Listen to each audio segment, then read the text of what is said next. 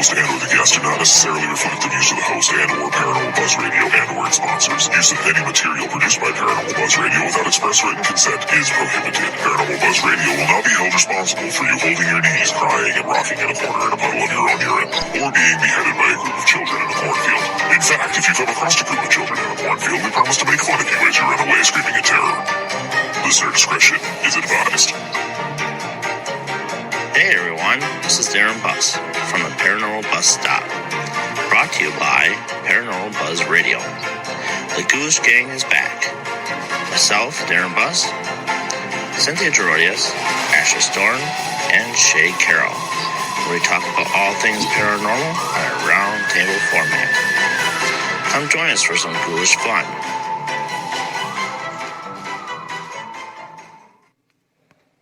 Great intro. Alrighty, folks. Welcome to Monday's Paranormal Bus Stop, brought to you by Paranormal Buzz Radio. So, we are doing a special video format of this radio show. And tonight, we have Mr. Thomas HUNTZICKER with us. You're supposed to say something. As Thomas doesn't say a word. I'm here. Yeah, I wasn't planning on talking at all tonight. I'm just going to sit and stare. So, you're supposed to read my mind. My telepathetic powers don't work tonight.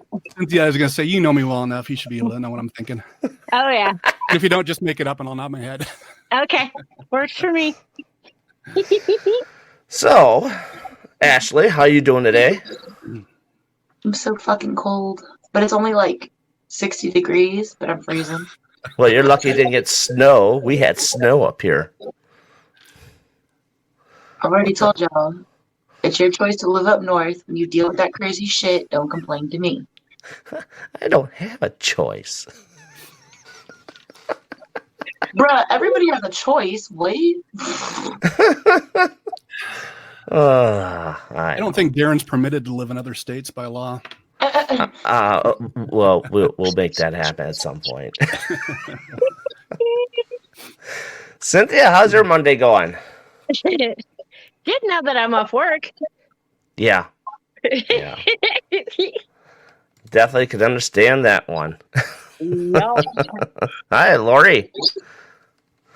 So tonight, what are we talking about, Thomas? I believe we're talking about black mirrors tonight. At least that's what you told me I was talking about. That is correct. Hey, there's a lot. I think there's a lot of people that don't really know about black mirrors or what it is. I had a friend of mine that asked me, like, what is that? And I says, well, you got to tune in tonight to figure that out. So yeah, it's pretty simple. It's just a mirror that's black. And cut and a show. There you go. All right, everybody. It was a great show. Not just kidding. Bye, guys. No, a black mirror is like a regular mirror. It just has the blackened glass. And it's used as a tool for scrying, among other things. It's been used since... there's accounts back to the Mayans. They've got pottery that has people using reflective surfaces, and the Aztecs had obsidian they used to scry, and then of course the psychomantium. The Greeks had the psychomantiums, which we can get into a little bit later. But yeah, it's a fascinating topic that dates way back to early history. So. That's awesome. Yeah. So how did you really get into this? I mean, was it something that you were curious about, or is it just something you happened to see, like you were looking in a mirror and you were scrying unknowingly and you saw something? It's like, hey, let's try this. Well, I've been fascinated with mirrors since a little kid. I remember when I was probably 4 or 5 or somewhere in there looking in the mirror and just thinking, wow, there's like another whole world in there. And it's just been something that kind of fascinated me. In graduate school, I studied transpersonal psychology, and we did a little bit of work with Dr. Moody, who brought back the psychomantium for grief and loss therapy. And he uses the mirror, not necessarily a black one, but that kind of triggered my interest. And then I just did more and more research and started formulating a book. And then, of course, the mirrors were coming into the dreams as I was studying it. So I was bringing a lot of information in through dreams. And it just kind of took off about 1.5 years ago. So how was Moody was Dr. Moody? Excuse me? How moody was Dr. Moody? You would have to ask him. he seems like a pretty cool guy. I do have on my YouTube channel. It's Oculus Obscurum Paranormal. I've got his documentary. It's a little bit older. It's called Seeing the Unseen, and he goes into all the psychomantium and his trips to Greece to study everything, and it's fascinating. It's free there if you guys want to check it out at some point. Lots of good information there, and it talks about how to build psychomantiums and use mirrors and all sorts of cool stuff. So a lot of my research is based on him. Of course, Dr. Moody coined the term life after death, which we're all familiar with, I would think. That's kind of comes from him and his studies working with grief and loss patients. So, yeah. Wow. So what do you guys got for questions for Thomas? I got the first two in. Those were questions? Those were questions. Come on, throw me a bone here. Okay, so Thomas, Yes. enlighten us on what your Oculus Obscurum is. Oculus Obscurum roughly translates as dark portal, and kind of reflects the use of the black mirrors. We use the black mirrors in two different ways. One would be the scrying, where a person sits in front of the mirror, looks into the reflective surface, and fixes their gaze into any shining object. It could be water or just anything that reflects, until images appear. And it could be images within the mirror or images in their own mind. And that's loosely called scrying. But we also use it in portal work. Because the black mirrors focus on transference of energy between one mirror to another, and that's kind of how we have this whole system of our network of portals going, and we can get to that in a little bit more in a bit. But I think the definition for reflection is an object like a mirror reflects light, heat, and sound, but it doesn't absorb it. But I kind of tend to disagree with that. I think that it does absorb and it can transfer to other areas, kind of like a Reiki master using long-distance healing. I'm not sure if you're familiar with that. Sending the intention, which is essentially energetic waves, to another place and area. So after doing all this research, I was starting to have dreams about mirrors. And in one of my dreams, I stepped through the mirror and came out in another location, and it was on a location. Woke up, bam, thinking, we got to try this. So, of course, I got in touch with Josh Hurd and talked to Johnny Hauser at Villisca and Melbourne Manor, and we got 2 black mirrors installed there. I specially designed them, so I've got mirrors on the back to pull energy in and out, and we've had some amazing results just between those 2 locations so far. And I know Darren, I sent you a couple pictures, but Josh Hurd's got some crazy stories, as well as I. The mirrors are open to use by any team that goes there. I want anybody to use them as much as possible. And we're currently installing them in other locations. We've got one in McIntyre Villa down in Kansas, Atchison, Kansas. And hopefully we can still get one down into Broken Bow Asylum if you're up for that. Maybe next spring. We're ready, yeah. Yep. It was supposed to happen in September. Yep. That fell through, but Rob and I are still, it's on the back of our minds. And then we've got, sure it is, Thomas. Talk to Rob. I wasn't even invited. I wasn't even invited on that trip. That was for him and Sarah Stream. So I do have the pictures pulled up, so okay, awesome. And I just can't put it on here. Oh, that's fine.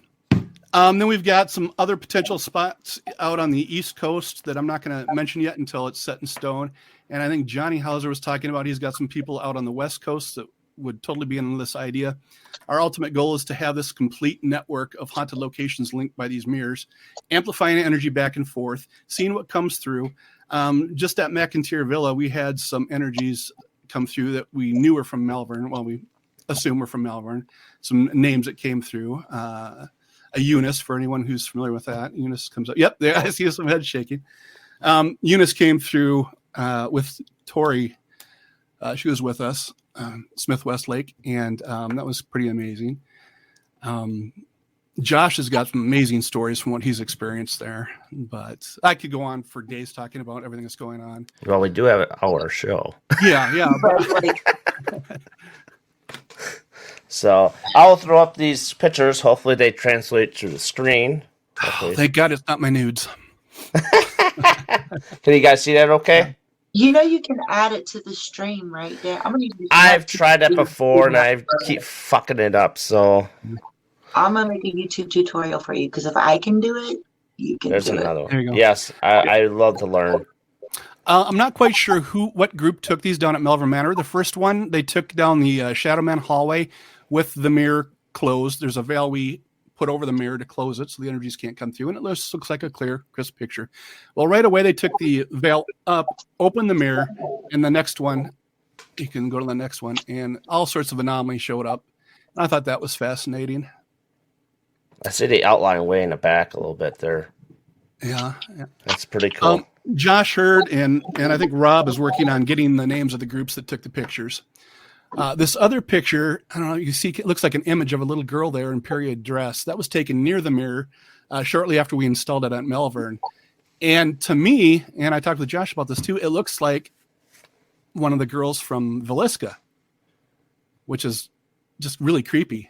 So that kind of thinks, okay, maybe the energies are moving back and forth between the locations. Yeah, I'm wondering if that one's not maybe Catherine. It could be. It could be. Originally, the night we activated the mirrors in both Villisca and Melbourne, Josh was in the hallway using the one there. I was in the attic at Villisca. And I actually was scrying down in the guest bedroom. And I saw an image of, looked like a doll, a little girl in period clothing. But after seeing that photo, I'm thinking maybe it was the girl I saw in the photo there. So it could be. We'll have to do some more research on that. Hey, Paranormal Brew, how you doing? Yeah, I'm on a different network because I know that somebody else has their show at 7 o'clock. So, Paranormal Brew, no. Paranormal Question Day, no, I'm not doing that tonight. I've got to take a back seat because of this weekend's investigations. I'm burnt. So, I'll pick it up on Friday. So my questions for you are, well, one, what is your end game in doing this? The end game is pure research, just to see if this is happening. I am working on a book. It's pretty much done. We're just collecting evidence from other groups that have used the mirrors. We're going to add that all in there, and this will be volume 1. And as we add more locations, we'll continue the volumes with the different experiences that people have. We'll look for statistically significant information that appears. We'll have a website up where people can log their information and then check it with other locations and things that come through, like units coming through in different locations and things like that. It's just kind of a research project to see if this is actually happening and how big it can get the more locations we have linked together. So, okay. Well, my next question is, do you not think it might be potentially dangerous to be mixing these energies with locations that themselves, like, okay, so a place is haunted because sometimes of what has happened there, right? Mm-hmm. Or people died in the building or whatnot. But a lot of the times it's the land itself, what has happened previously before these houses and these locations that we're actually investigating and are built, right? Mm-hmm. So if a spirit has an adverse reaction to that energy's location and you change its energy frequency by introducing it to something that has an adverse reaction, I mean, do you not think that that's potentially dangerous, crossing all of it? Like, 'cause I mean, these aren't like playgrounds in the term of, like, there are some locations where it's like real light and airy and it's just like, it's all around just kind of a nice, calm, cool time. Right. These places that you're connecting, including my location, are not for like beginners, or not places for those types of, what I'm saying? It's real intense things that happen at these places. It's potentially dangerous. You're absolutely right. And I guess I would look for a definition of dangerous, what that would mean. Amplified energy, definitely a possibility. We do have the mirrors can easily be closed. I know that the owners are at any point can remove the mirrors. But, paranormal is what we do. That's what we're looking for. We're just not looking for a regular, I want to go hang out at a spooky spot and see what happens. We want to see what potential there is for this transference of energy. And there's a lot of groups that will come through and they'll just close the mirror. They simply take the veil, drape it over the front, and nothing can come through or leave. There's cleansing processes. There's ways to close the mirror. Essentially, it's about intention. Of course, intention is energy in itself. If you're using the mirror, things we can't control, regardless of your intention. When that spirit's in another location, like if one of my spirits were to go somewhere, and like one of the ones who feeds off of negativity and stuff were to go into Malvern or go into Villisca and just feed off of the horror there, and then come back and then be more aggressive in my location. You know what I'm saying? Like we're amping them up and then sending them back. Or like, right. There's a lot of different things. And can they change? Can they change a spirit? That's a possibility. And the thing is, absolutely can. My location has proved that. That's why I'm interested to see how, like, have you had that happen yet? Like, have you noticed changes in the entities that go back and forth versus how they were before? Is that noted in the research? Like their activity, their demeanor, things like that in between locations, or how they act at one location? At this point, it hasn't been noted. It's more of an appearance of the energy. I don't think anything sticks around any certain location. And I don't think that the entities necessarily would need the mirrors to transfer. Do that. Oh, absolutely not. Yeah. No, yeah. but you're purposely asking them though. It's just like with anything, like with the Ouija board. I even think spirit boxes are the same thing. No matter what, you're asking for something to communicate with you and open it up. I'm just curious to see how they would change, because that's a very big. That's like giving them freedom and kind of seeing what they're going to do with it. Are they going to, do good or do evil with it? Right. Regardless if it's dead or human. Yeah. With great power comes great responsibility, my guy. Exactly. It'll be interesting to see. That's a very good point. At this point, it's just been, like I said, appearances of energy. And when I say the word amplify, maybe that's the wrong term, because it's not amplifying the energy that's coming through. It's just adding more energy to it. There's a slight difference there. But, it's an excellent point. And wouldn't that be fascinating to document something like that happening? Right. Yeah. Absolutely. That's why I want to be a part of it. Because I really think it's all right. brilliant. Welcome to the project. We're going to put you on that aspect of it. So. Okay. Because I already document like how the behavior has changed in my spirits, how they've grown. Like I really did not think that was possible. Mm-hmm. I did not think that was possible until I owned a location and actually saw that one-on-one interaction, continuous one-on-one interaction, and developing a relationship just like you would with a living human being, building trust and a repertoire with them. It really does change them, feeding them more positivity than negativity than they had in their life. You can actually change, like for people like Cynthia and I know what I mean, Sin, like the vibration of the spirits, right? Like they're either higher or lower. The ones that are more aggressive or just kind of like acting out or get out all the time. Yeah, and you can definitely, affect the energy with whatever intent that you put into it, Mm-hmm. But they change like human beings would. You know what I'm saying? They grow and keep that change. Yeah.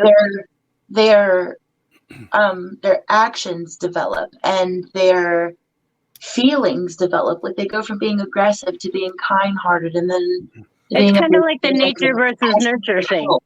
Huh? It's kind of like the nature versus nurture thing. Exactly. And the fact that it works with ghosts is fucking awesome. Right? So one of my concerns is I'm curious, okay? And I'm a curious guy. Mm-hmm. How would it work for a guy that has like me, has like only one eye to see out of? That's exactly what I just said, because I'm curious about that. Is it not about the visual and more about it's there, regardless of whether you can see it or not, the mirror's there, right? The sensory, yeah. Yeah, that's the word I was looking for. Yeah. And does color have anything to do with it, whether it's orange or a gray mirror? Does that have anything, or does it just have to be black? It doesn't even have to be black. A mirror is a mirror. The reason I use black is because when you scry, you're not actually looking at your own reflection, and the use of a black mirror eliminates a lot of that reflection, and it's a lot easier for the trance states because you're looking deep into that dimensional reflection. Do you ever lose yourself in it? Like lose loss of time and stuff? Absolutely, all the time. That's very, very common. We've had some really interesting scrying sessions with people that are. We were up at Redwood Falls Museum one night with quite a few people, and I was guiding a husband and wife through a scrying session with a black mirror, and we're using isochronic tones as well. And I let them have it, and I stood out the side of the door, and about 5 minutes later, I heard this screaming. I run in there, and he's all balled up in a little corner. He had regressed because he was seeing these things moving in the mirror and then coming out and then right in front of his face.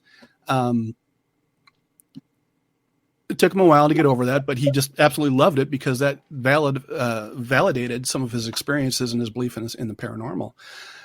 What was it? We don't know. He's actually writing up a section for the upcoming book that he'll have on that, so you can read his experiences firsthand. So none of these can really come out and just like grab you and attack you. It's just more of a mental mind feed, correct? Not necessarily. With Dr. Moody's psychomantium, people will be in the psychomantium looking into the mirror, very low light. And what's very common is they start seeing a haze in the mirror. Then the mirror starts to move outside of the mirror and into the room. And the same thing with if they see a spirit or a face, it can come into the room. Now, when I was at Villisca, after we activated the mirrors, we had the black mirror down in the guest bedroom, and I had a full psychomantium up in the attic with a very large mirror and a motor box and everything. And played the isochronic tones, and I was in a trance. About 15 minutes minimum 15 minutes is what it takes to scry, sometimes longer. And after about 15, 25 minutes, I felt a hand on my shoulder behind me, and it was very calming and relaxing, and it didn't move. It wasn't like a tap. It was just set on there. And it was like, it must've been 6 or 7 seconds. And it was very calming. I felt like somebody was there just to kind of watch over me. So yeah, everyone's going to have different experiences with it. And is it possible for something to actually come out? Potentially. Freaked the shit out of me. Yeah, well, like I said, the isochronic tones, I don't know if you guys are familiar with hemisync, Dr. Monroe's work with hemisync. Mm-mm. It's the binaural beats where you have a tone in one ear and a slightly different tone in the other ear. And then in the middle, it creates this vibration, and it's supposed to synchronize both the left and the right half of the brain. Mm-hmm. Isochronic tones is the same type of technology, except that you don't necessarily need the headphones. You hear that vibration. And it's very relaxing, and that helps that you're not in that fear state. It's more of a relaxed state. And those are the types of things you want to do as in a therapeutic setting with somebody who's working like with grief and loss or wants to make contact with the past one. So it wasn't fearful at all. Tina Tibbetts had an experience right after I did there. She was with me. I think you'd have to ask her what happened, but she wasn't fearful at all either. It was just very, very relaxing tones, and we'll have to talk about it at another point. That's another whole story. Okay. It's definitely an interesting experience. I mean, when I did it at Melbourne, it got weird on me, but you have to be able to sit there and also while you're doing it, figure out what your mind is putting in there and what you're actually seeing. Yep. Because with Kim sitting next to me and her hearing somebody trying to come out of the room right next to her while I'm scrying, it put a flash of, and it's freaking hilarious because it put a flash of the demon dogs from Ghostbusters. Oh yeah, Zool. That's right. Yeah, it put a flash of one of those in there, and I'm like, no. That's me. It's something that you also kind of have to keep in mind that you need to kind of, right after you're done, record down what you saw, what happened and all of that, so you can sort out what was in your head and what you may have actually seen. Yep. I always recommend journaling afterwards. Yeah, because when I was scrying, I got a purple mist coming out of the mirror and just filling the entire space that I was in. And I don't know exactly what it was. I mean, it didn't manifest into anything, but nobody else saw it. That's interesting because we we incorporated some other tools with the mirror for both the scrying aspects and the portal aspects. And one is this large lantern I make. It's got about a 7-foot flickering flame. And when that's set next to the black mirror and you look at the reflection of the flame in the mirror and this big flickering, almost instantaneous trance. You've got to try that sometime, Cynthia. It's very effective. But we also brought these, as you see one of the large singing bowls in the back. I've got 2 of them. They're about 20 inches. One is keyed to C and the other one is keyed to C sharp. Half note difference when you play them both at the same time and sit in between them. It creates that binaural beat thing that synchronizes both sides of the brain. And we were doing that at Melbourne with Josh and Rob in front of the mirror. And after a couple minutes of playing those bowls, we started the whole hallway filled with mist. We couldn't figure it out. We tried to debunk it. It looked like smoke, but it wasn't coming from anything. There was no burning thing. Eventually it dissipated. There was another group that came in after us and they saw it too. I checked in with them later. They said it dissipated, but then it came back later when they were using the mirror. So that's fascinating too, that you had that similar experience there. Yeah, it was pretty cool. And I mean, like I said, when I had the thing that I did was I also took part of that session and stuck the headphones in and was doing an Estes where Kim was asking the questions. I was looking in the mirror and doing the headphone thing. And some of the stuff that I was getting was just weird.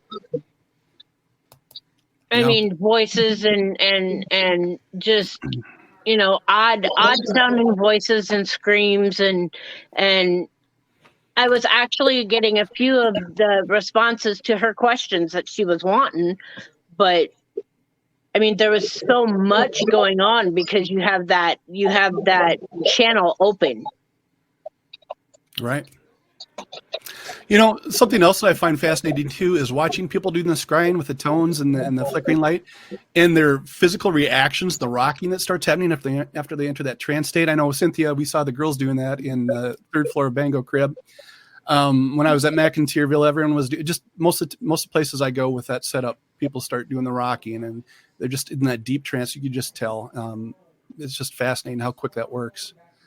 But yeah. So these mirrors that it's really not for someone that has ADD, is it? Because that they can't really concentrate fully. So I would not recommend someone that has a high ADD to do that. Correct? It makes no difference who does it. Okay. It just depends on what you're like I said, someone with ADHD, I would take there. I would use the lantern, the flickering lantern, as well as the isochronic tones or even the headsets and the binaural beats, because that really focuses you. So I would actually probably recommend it for somebody who's got scattered thoughts. Okay. I'm one of those people and it works for me. In fact, well, I was just wondering because the attention span is so short. Yeah. But see, if you give them something to focus on, that makes a difference, Darren. If you give them something to focus on. And it's not even a you don't even have to be aware of trying to focus. It just happens naturally. You've got that deep space within the other side of the mirror. You've got the sound, and then you've got, if you use the candle or the lantern, all that mixed together just puts you in that trance so quick. It really synchronizes your brain to get working. So I definitely have to try it. I'm curious. And everyone's going to have a different experience. There's no right or wrong way to use it. I always tell people use it intuitively. I can give them recommendations of different ways to try it, but you can read books and some people say do it this way, do it that way, but there really isn't any specific way. Use your own intuition, use what you're guided to do, and then change it up if you need to. So what if you have multiple, how many is for a normal sized bedroom, so to speak? How many would you allow to be in that room and how would you set that up? I've got 2 black mirrors in my room right now, one behind me and then one over here. In the basement, I guess let's talk a little bit more about this network first. Sure. Each location's mirror is connected to another mirror. That mirror is in my basement connected to a mirrored box and a large psychomantium mirror. It's kind of like the motor or the engine. And they're all faced in towards each other. So all this amplified energy moving back and forth. So down there, I've got, I think, 5 plus the giant mirror and the box all facing each other. I haven't noticed any major changes in the house, but I can definitely go sit down in the hub and tell which locations are open and which locations are closed sometimes just by the feel of the energy moving around. There's stories about people facing mirrors together, opening up portals. Well, yeah, maybe, but mirror's a portal without another mirror. What it does do is amplify the energy moving back and forth if you face them towards each other. A lot of it is just play with it, use your intuition. If it doesn't feel good or if it's uncomfortable, don't do it. It's fascinating, like places like Velisca, who they cover all the mirrors in the house just because they feel that the energy is still there from the incidents. It'd be interesting if you like stream a live version of you down there, just surfacing, all the mirrors and what's going on, and say, hey, this mirror is what's going on there. This mirror is what's going on there. On a live feed, I think people would find that really interesting. What do you think, guys? Yes. That's one of our goals, is to have, like once or twice a year, have all these locations, specify that night to work together, live stream from each location, and then just kind of compare notes and energies, try different experiences or experiments. We'll definitely do some live streaming for sure. All right. That's so cool. Ashley, you got some questions or stuff you want to talk about? No, our next one was going to be about sensory deprivation, but you kind of covered that already. Okay. Cynthia? We can certainly talk more about that. I love sensory deprivation. It's one of my favorites. Sin said she did the Estes method, but because it is a visual experiment of sorts, what lakes have you gone to, or like do you have any other implements in place that you're going to try to do, basically blocking out every other sense but vision to heighten that one sense that you need for that experiment, basically, while having, I guess, like others in the room, to do recordings and captures of audio and visual things like that, aside from just you in the mirror. Their noise canceling headphones are great, and you just have no noise if you can, just earmuffs or something. I want to point out too that using the mirrors isn't necessarily a visual thing. You can sit in front of the mirror and not have to look in it. You can pay attention to what's going on in your mind, and you're kind of just feeding off the energy that's coming out of the mirror. For most people, it's a visual thing, but it doesn't necessarily have to be. So have you ever gone completely dark? Yeah. Yes. Like absolutely. all senses. As much as we can. I'll be in Melbourne again in a couple of weeks, and that Shadow Man hallway is one of the quietest hallways. There is one of the darkest hallways I've ever been into, and I'm going to attempt to maybe try some stuff there as well. But yeah, I mean, there's all sorts of. You're onto some good stuff there too. If you've got any suggestions for things to try, please let us know, because we're always looking for new things. I have like a whole fucking notebook that you can have. Awesome. I'm really excited to get down there now. Part of it, like I've always been able to see them and hear them and whatever witchy woo you want to fucking call it, but I'm a scientist, so that part that corroborates everything that I experienced, it's made me feel crazy my whole life. The scientist in me that can back that up and be like, see, I told you I'm not fucking crazy. Yeah. It's amazing. I'm kind of similar. My background's in psychology, so I analyze everything. I'm what you call an open-minded skeptic. I'm open to the possibility, but until I experience it for myself and can validate it and not debunk it, it may not necessarily be real. But it's part of the fun of it too, is trying to analyze and say, was this really me? Is it this fear factor that's projecting it out into this experience, or is it just, there's all sorts of... I guess it kind of brings, sorry, I didn't mean to interrupt you, but if I get this out, I'm going to forget how to phrase it. So do you guys kind of do like blind studies instead of people who do it constantly, like yourself and Robert and Sarah and Cynthia and the same people who like own the location? Do you guys ever do at the same time throughout multiple locations blind studies with it, that they don't know any of your experiences beforehand, so they are not swayed into thinking they're having an experience they're not. Like, you know, that forethought that's put into people's minds when they go into a location, like everyone always hears murder in this hallway, so I heard murder. But really, when you go back and listen to it 3 months later, they really said burger, but you were just swayed by the power of persuasion of everyone else catches this, so I must have too. Right. Yeah, I try to reach out to the groups that I know are going to be there. And then a lot of times I'll go sit in the hub in the basement and just see what I can pick up on. But as we get this website up and I'll be able to pick up on which groups are where, it'll be a lot easier to get the reports for them without them knowing who's at another location. So it's a little bit more of a blind study. And then we can look for that statistically significant exactly. That's information. Being to where it's a blind study rather than having everyone be contaminated by that forethought. Yeah, we're still in the baby phase right now. You know, we just installed the mirrors last May, so we've got a long ways to go. But as the network grows, we'll have teams put different sorts of information together from the studies. And is Craigslist still a thing? Craigslist? I don't know. Because you just put out ads on like just random sites and Craigslist and be like, "Do you want?" It's still a thing. You don't get paid, but you might get the shit scared out of you. Right. That's not a bad idea. Right. I'm saying that would actually be, because as investigators going into this, we are automatically more open to these things happening to us. Even the teams that have skeptics, even though they say they're skeptics, most of them have been in enough locations that regardless of whether or not they're skeptic, they're still open to the energies and experiences in a location.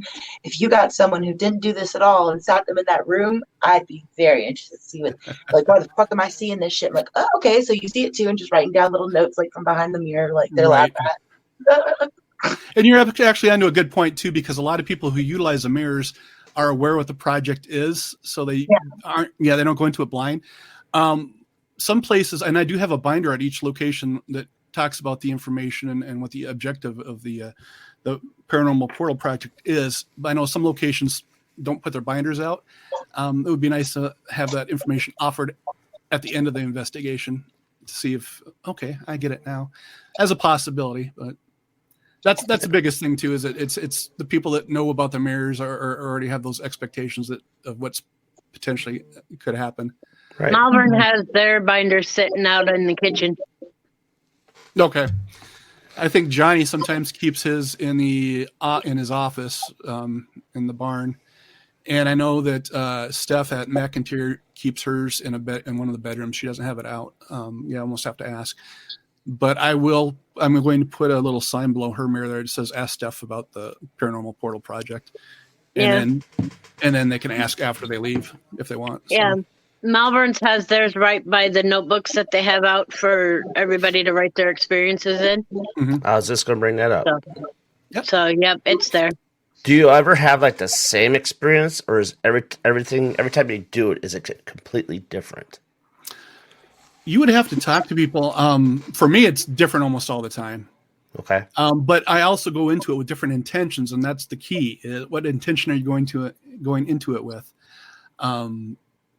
I need to reach out to Kat Armstrong, because I know that she's used the mirrors at Villisca and Malvern quite often, and I need to kind of follow up with her and see what she's kind of experience she's had. She likes. I mean, we talk about it a lot when we go investigating and stuff.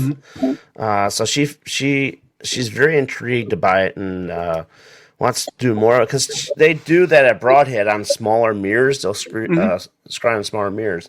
So maybe if you want to reach out to Bill Walter from Broadhead and see if maybe he would be interested to something like that. Absolutely. And that's another thing too. If anybody knows a location owner that might be interested in it, hook me up. It's a lot of work to try and track people down and get this set up. Then, of course, it's having the financial ability to travel everywhere to install them is another whole issue. But we're definitely up for getting as many as we can. I'll talk to Lori at the museum and see what her thoughts are on that. Yeah. Because the thing is, what I worry about the most at the museum is Ed and Augusta Geen.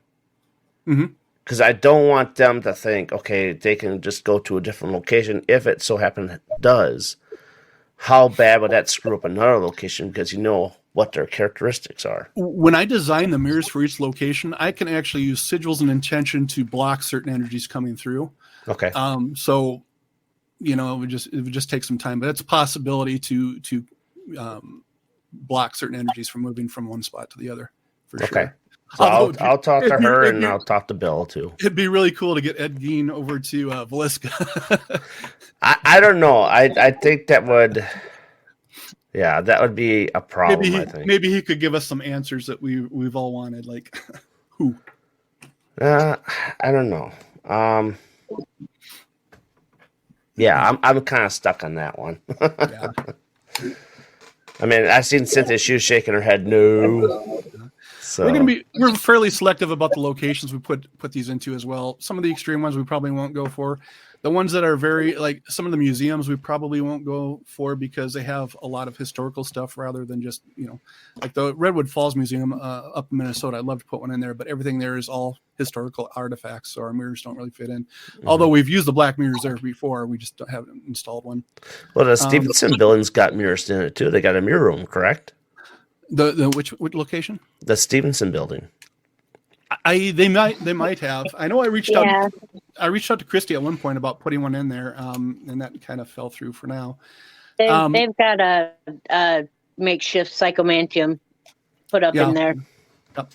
And I know that Josh has talked about there's a little closet on the second floor that would be perfect for psychomantium. He's talked about doing that. I might even bring a mirror down for that in a couple of weeks.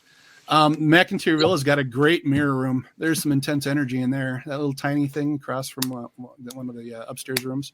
I gotta get there. That place looks awesome. It's amazing. Never disappoints.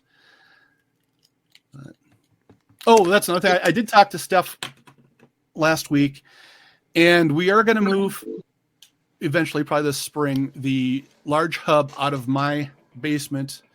I gotta get it out of here. And into McIntyre Villa for a year. And then what we'll do is we'll move that hub around from location to location for a year at a time. And then people can actually not only use the mirror that's on the second floor, they can actually go sit in the hub and just see what they can pick up. We've been looking at maybe partitioning off a part of the attic, or we'll find a spot. But she's excited to have that down there. And so people actually get to see the hub in person. Interesting. I'm sorry to interject, but I already told Darren, but I got to go because I hear my kids screaming my name, and Dada ain't cutting it right now, apparently. Okay. And it's breaking my heart to sit here and listen to him go. Right. Hey, family first. Family first. Thank you very much, Thomas. It was awesome to hear more about this, just like, versus the emails we've exchanged very briefly about it. So this is awesome, and I'm super excited to get this. Well, you've got some great ideas, and I look forward to working with you on this. Me too. Yeah. You're a wizard and a scientist, just like me. Can't wait to talk more. Me either. Sin, love you, Darren. Love you, man. Y'all have a great night. Thank you for stopping in. I appreciate it. Yeah, it's our show. I know. Bye. See you later. So now there's three of us. And then there were three. Cynthia, what kind of questions you got to fire away with? I'm sure you're just sitting there waiting. She's already asked me all of her questions. I see her more often. Yeah, I've gotten most of my questions out.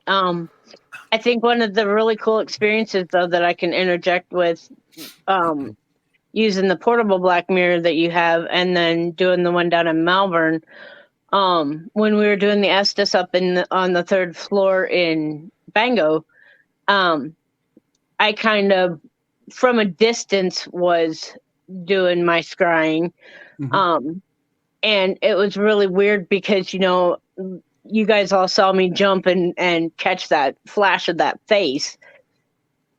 And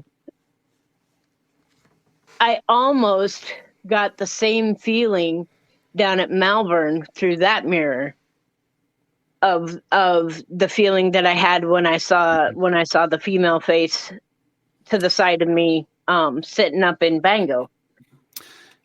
Cynthia, that's a really interesting point, because that makes us think, okay, is it the intention of the person that's pulling the energy from another area? Mm-hmm. Is that is it Cynthia sitting at Melbourne pulling the Bango energy in? It'd be interesting to find out for sure. See, yeah, that's something that I was curious about too, because we did Bango the night before I went to Melbourne, and then sitting at Melbourne, it was interesting to have the same type of feeling that I had, sitting up on the third floor at Bango, sitting in the Shadow Man hallway in Melbourne, because it just shows that, you can pull energy from anywhere in through those mirrors. Yeah. And like I said, I think part of it too, I'm not 100% sure that I didn't have one of the little girls from Velisca around me either. But that's another thing that I'll talk to you about later, Thomas, because that's kind of one of the reasons why I was discussing what I was discussing with you today. Gotcha. We'll definitely touch base on Saturday. Yeah. But it's interesting because, you wouldn't think that you would be able to, or that you would consciously try and pull energy from Bango into Melbourne, or you wouldn't think that you would consciously try to pull energy from the McIntyre into Velisca. It's just so fascinating how that energy moves and works, and how it can show up at the most random times in different places. Well, and the thing we need to contemplate too is the sensations and the experiences you had at Bango. Were those really from Bango? Because that portable mirror is connected to the hub, which is connected to all the other mirrors. So are you pulling stuff in? Yeah, it's going to be hard to tell. I mean, what it's going to take eventually is an expert who's been using all the mirrors and sitting in the hub, who can, can tell the difference in the energies to really say, okay, this is what energy is coming from here. This is what energy is coming from here. And from there, and hopefully we'll have some of those experts eventually that can do that. That will be. This is not my project. This is just a project I started. I want all sorts of people to come into this, bring in their ideas and their experiences. Yep. Yep. Did you ever have anything that scared the shit out of you and it's like, hey, I gotta stop this for a little bit? Me, no, very little scares me anymore. Well, I know you've been around doing this for the 90s and stuff, so yeah. Well, 80s actually. Well, I didn't want to date you. We could probably go back further than the 80s too. Thanks, Darren. Now I lost my train of thought. Thanks. Leave it up to the blind man. Nothing scares you. Well, I shouldn't say nothing scares me. Very little scares me when it comes to paranormal stuff too. Do I get uneasy feelings? Yes, but I'm eager to push myself because I want to know. I want to experience. Yeah, I mean, I know Josh is the night he tells the story best, but the night he used the mirror for the first time while I was at Velisca and he was at Melbourne, his plan was to stay in Melbourne all night, and he got too intense. He was out of there. Yeah, he doesn't stay in Melbourne by himself very well. Yep. I don't blame him. Well, yeah. I don't know that I could. I don't know that I could do it by myself. Because there's way too much that can happen that you would at least want to have one other person there. Well, Kimmy wants to do it by herself for a week. Yeah. It's nice to have that validation because then you experience something. Okay, was that in my head or was it an actual phenomenon? So it's always nice. I like to investigate in twos, Yeah, exactly. Then you at least have somebody else that can go, okay, no, you were just seeing stuff. That would get you outside if you need to get outside. Uh-huh. Yeah. If you go paranormal investigating, yes, it's okay to leave the building, but always go back. I mean, otherwise, what do we do it for? Right? Oh yeah. Darren? Oh yeah. Just like me at Edinburgh, I was scared of the boiler room. I stepped foot in it, I walked around it, but I did not investigate it. Yeah. So I want to go back, and now I have to investigate it because I won't. How would I know if I get pounced on or not? Right. Yeah. And for me, getting pounced on, I'm all for that. It's like, wow, that's validates an experience. Yeah. But I'm sometimes a little more extreme than others. Just Yeah. Oh yeah. You do it for so long, and you want more to happen. Well, at definitely. some point, maybe. So we are coming to the top of the hour soon. So what you got going on for the rest of the year, and just let everybody know how they can get a hold of you. I will be playing with Black Mirrors for the rest of the year. I've only got one actual investigation left, and that's at Malvern Manor the weekend of Halloween. Ooh. Unless something else pops up. I want to go. It's not my event otherwise. I'd say I know. And I'm open to, if anyone else wants to invite me along, I'm open to other places too. Okay. As far as contacts, you can find me on Facebook, Thomas Huntzicker, or the Oculus Obscurum Paranormal. We've got a page there. We've got TikTok. We put a lot of cool videos on. We've got 3 videos of Josh Hurd talking about his experiences at Malvern and the Shadowman hallway with the mirror. Instagram, we're on that. OOP Paranormal. And pretty much all socials, just you can find us. So Interesting. But if anyone is interested in or has any experiments they want to try out or ideas for things, hit me up. We're always open to trying new things with new people. And if you have used the mirrors and you've had an experience, please hit me up too. We would like to include any information we can on our website or even in the book potentially. But most importantly is we want to compare it to other experiences too. Check the dates and the times to see if anything correlates, that type of thing too. So yeah, Awesome. We're still a baby project, but we've got a lot of growing to do. But we'll get there. You got lots of time for growth. Yeah. Cynthia, what do you got coming up for the next rest of the year? I forgot. I've got the Bango event in memory of Rolly next week.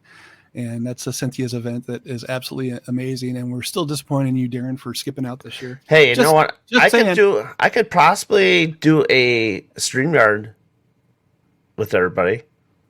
The reception's not real great out there. No. Damn it. No. But I don't have that's another something to 100 look into, questions. maybe. Yeah. And Cynthia, if there's room in the paranormal area, if there's room for me to put an easel with one of the black mirrors there just on display, I've got some pamphlets to hand out if anyone's interested in learning more about the project. I'm pretty sure there probably will be, and if not, we can make room. It doesn't take up much space. Just I mean, you could probably we'll discuss it on Saturday. Okay. I'm pretty sure I know where we could put it.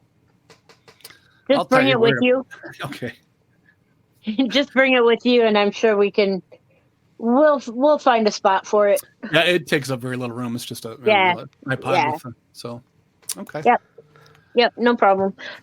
Let's see. I have coming up this weekend on the 22nd, which is Saturday. We have the 3rd annual Paranormal Night at Bango Haunted Crib in Shaler, dedicated to Roland. After that, my next is the week before Thanksgiving in the Quad Cities, which is Paranormal Expo.